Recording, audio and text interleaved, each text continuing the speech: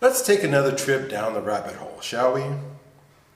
So if you peruse the internet, and guitar forums specifically, you'll come across discussions about Gibson's good wood era.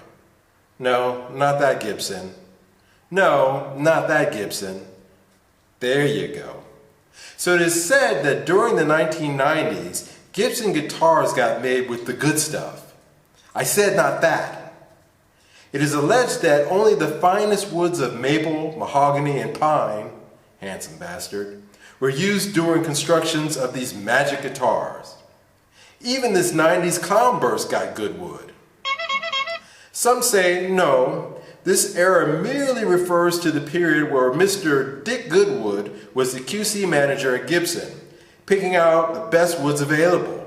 But you see, none of this is true. Now, the biggest selling guitar in the 1990s for Gibson was the Les Paul Classic. So if the quintessential Les Paul of the 1990s sports good wood, then this must be true of all of their guitars during this period, right?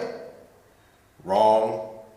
Let's look at one of the creators of this product line, the Les Paul Classic, has to say, Mr. Sammy Ash. The idea was to use what was considered a lesser grade wood. A bunch of fairly plain, flat sawn maple that was taking up room in the Gibson woodshed. Now, the wood was beautiful, dry, and clear, and unlike the quarter sawn tops that were always showing off, this stuff would only flame at certain angles. Working alongside luthier J.T. Ribloff and Elliot Easton of the Cars, the decision was made to use up this less desirable wood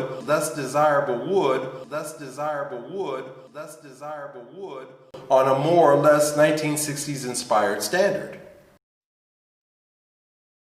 So is this all about a clever marketing ploy by sellers trying to find reasons to unload 30-year-old guitars on an unsuspecting public? Well, yes and no. Let me explain. Now, during the dark years, the so-called dark years, the Norlin era years at Gibson, there were fabulous guitars that were being produced as well.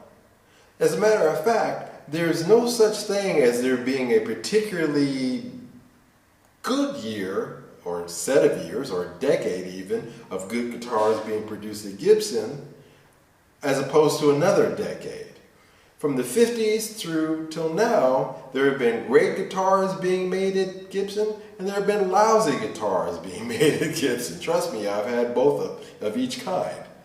Now, then why did this whole good wood thing come about?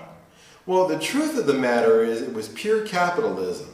You see, during the late 1980s, PRS guitars came along, and they were absolutely eating Gibson's lunch in terms of sales, in terms of build quality, material quality, and for the sake of pure capitalism, Gibson had to up its game and bring up their quality control.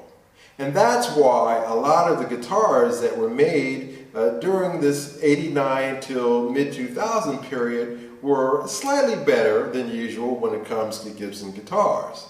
So the next time you're online and you're getting ready to hit the buy button on a 90s Gibson, whatever model, and you're going for it because it comes from the so-called good wood era, remember this adage, there's a sucker born every minute. Ponerme la chancla y el bañador. Voy a la playa, ya subió la marea. No.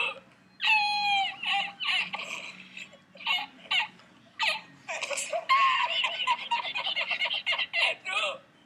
Había subido la marea y encontré una paella.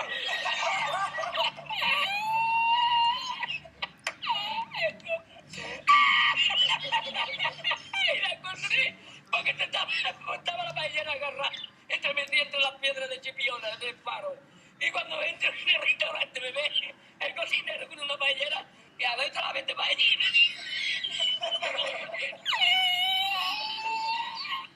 ¡Anda, mira dónde llega la...